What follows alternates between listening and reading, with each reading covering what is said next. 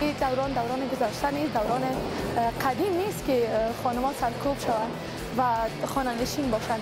میتونن که حال قدم به قدم با مردها یک جا قدم بگذارن و یک جا به قله‌های بلند برسن. پس بگذارن چی فرزندانشان است، چی فرزندان دیگه هست از دیگه مردم ما هستن که با آرزویی که دارن برسن.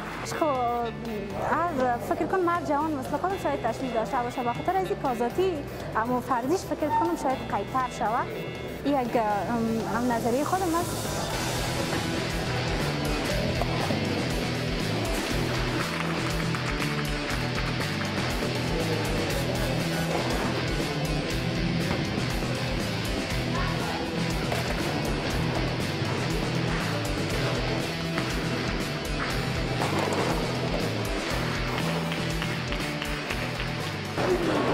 یقینا موږ کله چې د افغانستان یا خصوصا د کابل سچویشن ګورو خلک هر طرف نه په سټرس کې دي.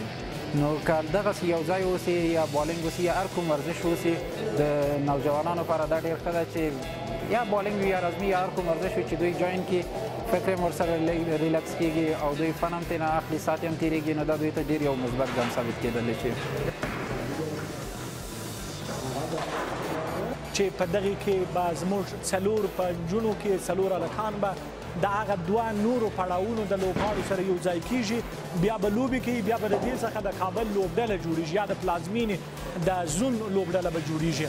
د هغې څخه وروسته به زموږ د شمال زون، زموږ د جنوب، زموږ د لویدیځ زون لوبې ترسره کېږي، بیا به د دغې ټولو ترمنځ لوبې کېږي چې د افغانستان د بالینګ فدراسیون ملي لوبډله ترې جوړه شي، تر څو پورې بیا زموږ استازي ولاړ سي په آسیایي او نړیوالو لوبو کې د افغانستان استازولي وکړي.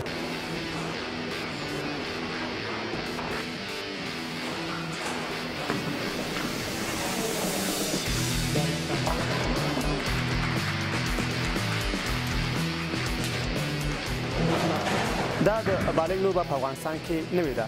یوازې څو کلونه کېږي چې په افغانستان کې دود شوې ده. دغه ډول سیالي د رواجولو هڅه ده. سمیع پتمن، سیمه نیوز، کابل.